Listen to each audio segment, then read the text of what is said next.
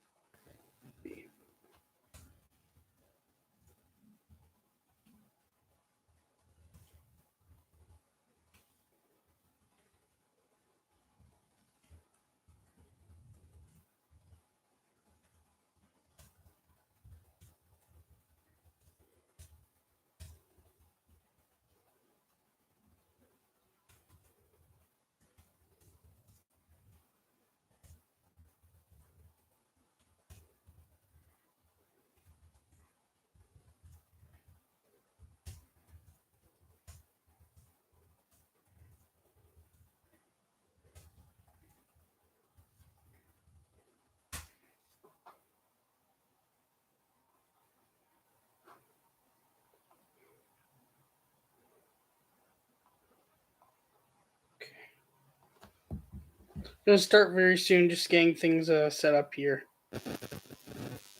I'll also get into why this week's episode starting came out later. Just gonna get things set up.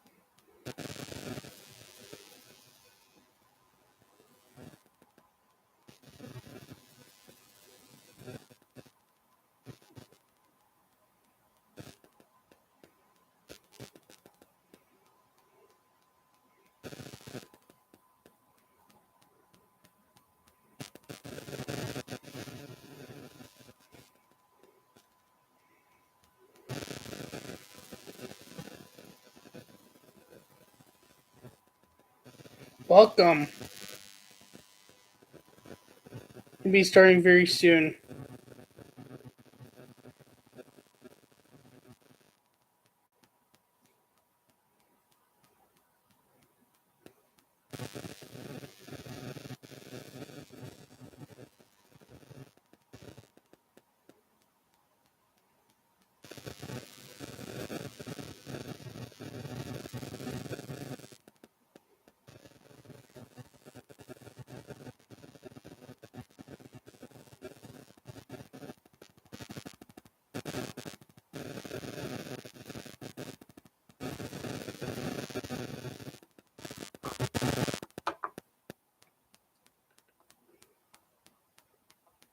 Welcome.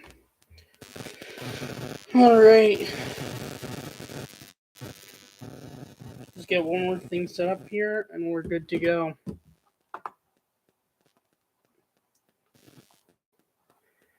Alrighty, hello everybody, and welcome back to this week's episode of Benny in the Booth podcast, episode 42. Thank you so much for your support to this point. I do very much appreciate it. This week's episode is starting later due to, simply put it, just certain things going around, being around my room. It's nothing to be worried or concerned about, just minor details. Everything's okay though. Nothing to worry about. All good. And yeah, just wanted to point out why this episode is coming out later, is starting later than usual. But all is good though, nothing to be worried about. And other than that, I do have some big news in regards to the podcast. I have started to work more on the logo. Uh, Nothing is official or has been set yet, but the logo is being worked on, and I hope to bring it out on the channel very soon. But it is currently in the works with the person that is making my options. Already gave me one option that I very much liked, but I'm also wanting to look at other potential options before I firmly settle on the one for the podcast. And it will not just be for YouTube, it will be for the podcast in general, so it will also be changed for audio. Right now, the logo is pretty much just what I created when I started on Anchor, but that will be changed very soon, and I cannot wait to change it. And I think it's going to very much help the podcast in general. Anyways, that's pretty much the news. Let's start with actually NFL because there's been some crazy news since we last had the podcast. Kyler Murray finally getting the extension, getting a new contract with Arizona, 5 years, $230.5 million and $160 million guaranteed. Another big quarterback contract with a lot guaranteed after Deshaun Watson's contract it's going to be very interesting now with quarterbacks wanting big contracts, and it's going to hurt a lot of teams, including Lamar Jackson with the Ravens and a bunch of others. We'll see what happens. The Browns decided to get another backup option. Currently, they're backups to Deshaun Watson, though technically at this point, it's presumed that Brissett will probably have to start a few games. Right now, it's Brissett, Joshua Dobbs, and they signed one of the other 2018 quarterbacks that got drafted, but is one of the busts in Josh Rosen for a year. Whether he ends up playing in the regular season or even preseason, who knows at this point? But it will be interesting to see. I'm not so happy with the pick, but then again, I guess it's better than having to give up assets towards Jimmy Garoppolo. But I don't know. I was literally just yelling why when I saw that move happen. And so that's then. Oh, and then Julio Jones today. I don't know the money on that, by the way, or the Julio Jones who signed with Tampa Bay. And on one hand, yes, this is a very good addition for Tampa Bay. But the thing is, he just was bad last year. And I want to say that this is going to help Tampa, but I just wonder if it's not really. I don't know if I'd say he's washed, but I don't know if it's going to really make that much of an impact. And someone who I was watching, YouTuber whose name is Andrew Finichel made a fair point. He's not going to even be the number one receiver on the team. He'll be three, maybe four, maybe even fives. They have Evans, they have Godwin, I think Gage, who they drafted, and even if you want to throw in Scotty Miller, if you think he might be better, he's not going to be the number one on their team. But then again, it's probably just a 1-year proven contract. We'll see what happens. I guess we'll see. And the funny part is, he could end up playing the Browns if he lasts long enough. The Browns played Tampa this year. What week is that? I forget what week that is this year. I know they play each other, so we will see what happens. See, is there any latest on how much? No, there's nothing on the latest of how long. Just give me a second. I'm just gonna try to remember when the Browns played Tampa this year. I know they played Tampa at home. I'm just forgetting when. Here we go. Week 12 at home, they played Tampa. So if he lasts that long, they could end up playing. He could end up playing the Browns, but who knows how long he's going to last? I don't even. Well, maybe he doesn't even last to the regular season, but honestly, who knows at this point? And then the one other headline, but outside, not NFL, but NBA that's happened, is James Harden re-signed with Philly 2 years, $68.6 million to stay with Philly. So, MLB Weekly recap. From the first day of the second half on Thursday, and it got off to a very crazy start. With 8-0 loss to Texas, Miami had gone 34 innings without scoring a run. That ended up getting extended. I think all the way till got extended to the next day or the next 2 days. Ended up going to, or even 3 days.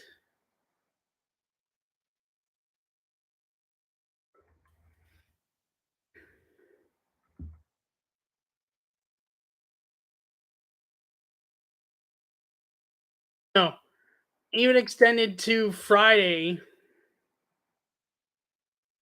Um, so I marked down. Ended up extending into Friday, ending at 37 straight innings scoreless, which was broke which matches 2013 broke 20 record from 2013 Marlins, broken in the fourth inning on a 4-run inning via Miguel Rojas game tying and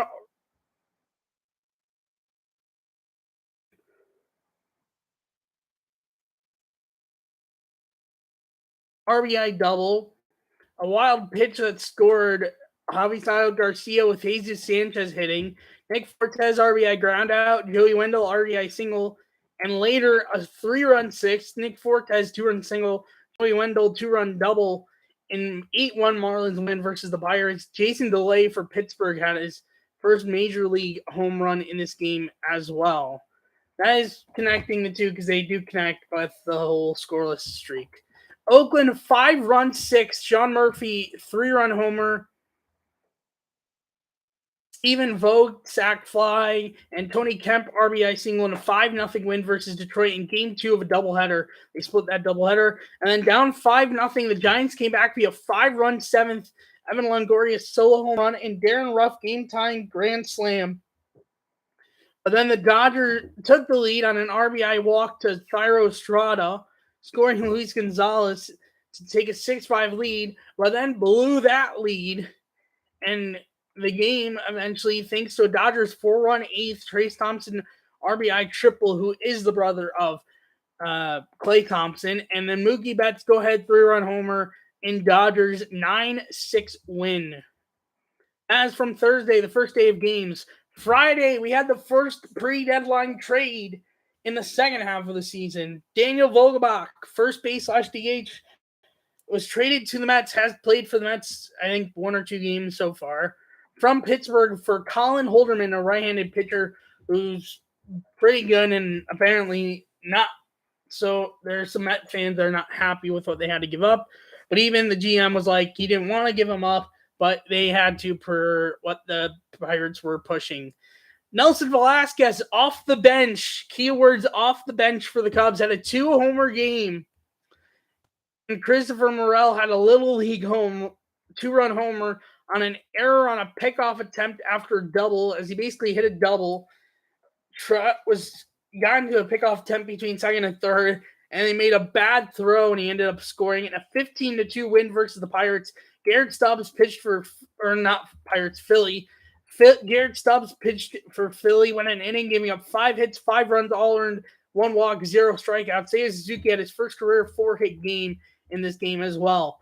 Raimel Tapia inside the park, grand slam home run in the third inning, and Lourdes Gurriel Jr. 6 hits, 5 RBI, 3-run game in 28-5 win versus the Red Sox. 11-run fifth by Toronto. Lourdes Gurriel Jr. RBI single. Matt Chapman RBI single on a drop top. Danny Jansen RBI single. Raimel Tapia 2-run double. Vlad Jr. 2-run single. Bo Bichette RBI single. Teoscar Hernandez Lourdes Gurriel Jr. 2-run double. And Yolmer Sanchez pitched for Boston in this game. One inning, giving up 3 hits, 1 run, all earned, 0 walks, 0 strikeouts. Most runs scored in Toronto. This game had most runs scored in Blue Jays history, one up there in MLB history, and most given up by Red Sox in Red Sox franchise history. And Cody Bellinger had a go-ahead grand slam home run in the 8th, and it was the difference in a 5-1 win versus San Francisco Giants. That's from Friday. From Saturday, another trade, and once again, the same 2 teams. Pirates sending Michael Perez, who they had DFA'd, I think, the day before, literally, from the Pirates to the Mets for cash. Cubs, once again, 5-run 10th by the Cubs. Frank Schwindel, RBI fielder's choice, scoring Nico Horner. Christopher Morel, RBI single. 2-run scoring on an error by Alec Boehm from Nelson Velasquez. Hit ball that Velasquez hit. And Wilson Contreras, a pitch after he missed call where it was a ball but got called a strike going against him, hit an RBI double in a 6-2 Cubs win versus Philly. Paul Goldschmidt with career RBI number 1,000 in the third via RBI single. Tyler O'Neill, go-ahead 2-run homer, and Paul Goldschmidt to solo home run go back-to-back in the fourth. 6-3 Cardinals win versus the Reds. Brewers 5-run six, Colin Long RBI single, Victor Caratini 2-run double, Luis Urias RBI walk, Christian Yelich RBI single, and 9-4 Brewers win versus the Rockies, and Mookie Betts career homer number 200 via solo home run, and Trey Turner solo home run go back-to-back in the third, and 4-2 Dodgers win over the Giants. That is from Saturday. From Sunday, 2 days ago, Yan Gomes had a 2-homer game, solo in the third, and solo home run in the fourth, and 4-3 Cubs win over Philly, and this was the Cubs' first sweep this year. They are red hot right now, including today's game, which already had happened, and we'll get to that later, just by the score. 5-run first, Kevin Biggio 2-run single, Raimel Tapia 3-run triple, and a 3-run fifth, Raimel Tapia RBI single, Danny Jansen reaching on a fielder's choice, scoring Matt Chapman, and Vlad Jr. RBI single, an 8-4 win versus Red Sox. Red Sox right now are really bad. Really on a rough bump right now. And there is literally a whole video of like miscues from the Sunday game on Twitter. They're just really on downtrend right now. Them hoping to get things back on track. 5-run first, Taylor Ward solo home run, Max Stassi RBI single, Joe Adell RBI single, Brandon Marsh RBI grounded into a fielder's choice, and Andrew Velasquez RBI single, a 9-1 win versus the Braves. JJ Bleday with his first major league hit in 6-5 win versus Pittsburgh in 10 innings. Paul Goldschmidt 2-homer game, 2-run homer in the fourth, and solo home run in the sixth. In 6-3 loss to the Reds. 5-run second by the White Sox. Luis Garcia 2-run homer. AJ Pollock 3-run homer. And a 6-3 win versus Cleveland. 6-run fifth by Texas. Corey Seager solo home run. Cole Calhoun 2-run single. Ezekiel Duran RBI single. Josh H. Smith with RBI single. Marcus Semien RBI sac fly. An 11-8 win versus Oakland. Jose Altuve literally on the first pitch of the game home run, and Jeremy Pena went back-to-back in the first inning, an 8-5 win versus Seattle. Seattle's winning streak did end on Friday, and they got swept by Houston. So they got a bit of a wake-up call to start the second half. But I still think they still are a team to look out for, though. They're nowhere near out of playoff contention. And then 5-run sixth by the Mets. Pete Alonso go-ahead 3-run homer, and Luis Guillorme RBI single, and Tomas Nido RBI single. An 8-5 Mets win versus San Diego out of 3 from the Padres. And then yesterday, in his 60th appearance, Scott Effross of the Cubs recorded his first career save in a 3-2 win versus the Pirates. Jonathan India with first career Grand Slam home run in 11-2 win versus Miami. Williams Astudillo pitched for Miami this game going an inning, give up 0 hits, 0 runs, 1 walk, 0 strikeouts, and even got a double play that he started. And by the way, Jonathan India was actually on Twitter earlier today wanting to find out who had his Grand Slam home run ball and wanting to get that home run ball in a trade. I hope he gets that ball in the end. 5-run third by Detroit. 5-run third, Javi Baez game-tying RBI sac fly. Eric Haas go-ahead Grand Slam home run that was at first a 2-run double, but changed to a Grand Slam. And 4-run fourth, Jamer Candelario home run. Javi Baez RBI double. Robbie Grossman RBI ground out. Javi Baez scoring on a wild pitch by Detroit in 12-4 win versus San Diego. 5-run fourth by Oakland. Elvis Andrus RBI single. Tony Kemp 2-run double. Sky Bolt 2-run homer. In 7-5 win versus Houston.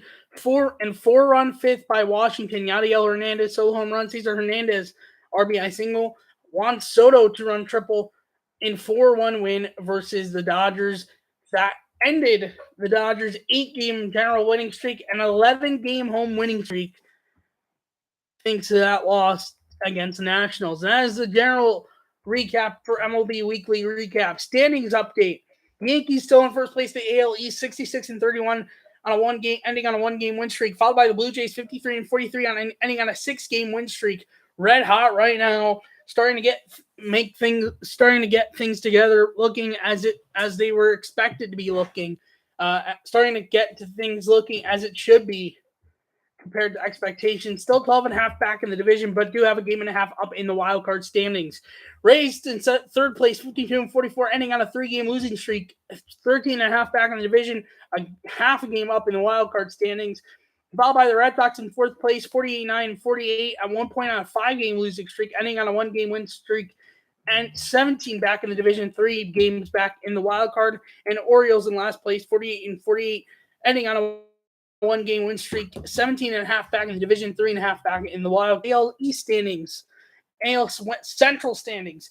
Twins in first place, 52-44, ending on a 2-game win streak, followed by the Guardians, 48-47, 1 point on a 5-game win streak, ending on a 3-game losing streak, 3.5 back in the division, 3 back in the wild card.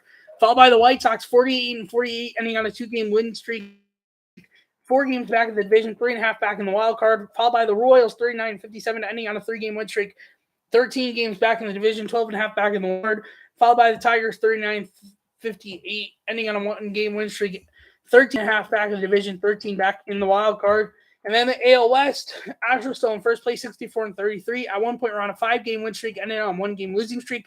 Followed by the Mariners, 52-45. At one point, going into after All-Star break, we're on a 14-game win streak, ended on a 1-game win streak.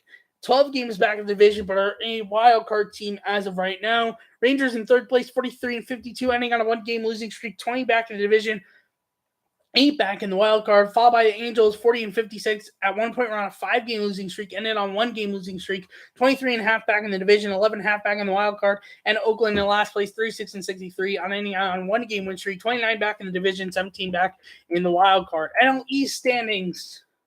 Mets still in first place, 59-37, ending on a 1-game win streak, followed by the Braves, 58-40, ending on a 2-game losing streak, 2 games back in the division, 6.5 up in the wild card. Philly in third place, 50-46, ending on a 1-game win streak, 9 games back in the division, a half game back in the wild card, followed by the Marlins, 45-51, ending on a 1-game losing streak, 14 back in the division, 5.5 back in the wild card, followed by the Nationals, 33-65, ending on a 2-game win streak, 27 back in the division, 18.5 back in the wild card. NL Central standings. Brewers in first place, 53-44, ending on a 1-game losing streak, followed by the Cardinals, 51-46, ending on a 1-game losing streak, 2 games back in the division in the wild card, if the wild card was today for wild card standings, followed by the Pirates, 40-57, ending on a 2-game losing streak, 13 games back in the division, 11 back in the wild card, 3 if you include today, and it would be 40-58, including today. Cubs in fourth place, actually might be flipped including today. But either way, 40-57 including today, not including today, 39-57.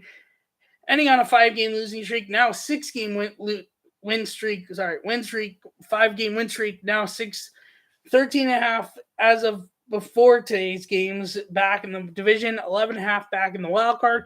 And then Reds in last place, 37-58, ending on a 2-game win streak, 15 back win streak, 15 back in the division, 13 back in the wild card. And then the NL West standings updates. Dodgers in first place, 64-31. At one point, we're on an 8-game win streak, ending on a 1-game losing streak. Followed by the Padres, 54-44, ending on a 2-game losing streak, 11.5 back in the division, 2.5 up in the wild card. Giants in third place, 48-48, ending on a 5-game losing streak, 16.5 back in the division, 2.5 back in the wild card. Followed by the Rockies, 44-53, ending on a 1-game win streak, 21 back in the division, 7 in the back in the wild card. And then the Diamondbacks, 43-53, ending on a 1-game win streak, 21.5 back in the division, 7.5 back in the wild card. For the wild card standings, Blue Jays, Rays, and Mariners are the wild card teams in that order, followed by Guardians, Red Sox, Orioles, White Sox, Rangers, Angels, Royals, Tigers, and Athletics. And then the NL, it's Braves, Padres, and Cardinals in that order, followed by Philly, San Francisco, Miami, Colorado, Arizona, Pittsburgh, Chicago, and Cincinnati and Washington. For today's games, the one game that has finished at this point, the Cubs won today 4-2. And then the game's going on right now. Right now, the Marlins and Reds game's going on, 0-0 on the top of the second. But 2 on and 1 out for Miami. Hunter Green pitching for Cincinnati. Orioles and Rays are just about to start their game. Spencer Watkins pitching for Baltimore. Phillies and Braves about to start as well. Nola pitching for Philly in that game. Toronto and St. Louis is about to start very soon. Jose Barrios pitching for Toronto with being at home. And by the way, St. Louis is actually without both Arenado and Goldschmidt in this game and the series. Guardians and Red Sox could be starting soon. Brian Shaw versus Josh Winkowski. Padres and Tigers could be starting soon as well. Mike Clevenger against Garrett Hill. And the first game of the Subway Series between the Yankees and Mets could be starting very soon as well. Jordan Montgomery going against Taijuan Walker. As for games that are not either warming up or have not started yet,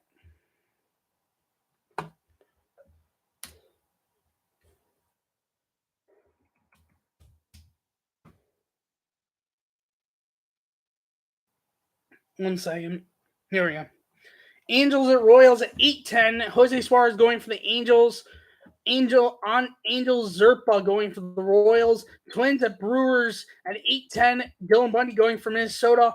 Ethan Small going for Milwaukee. White Sox at Rockies at 8:40. Michael Kopech going for the White Sox. Herman Marquez going for the Rockies. Astros at Athletics at 9:40.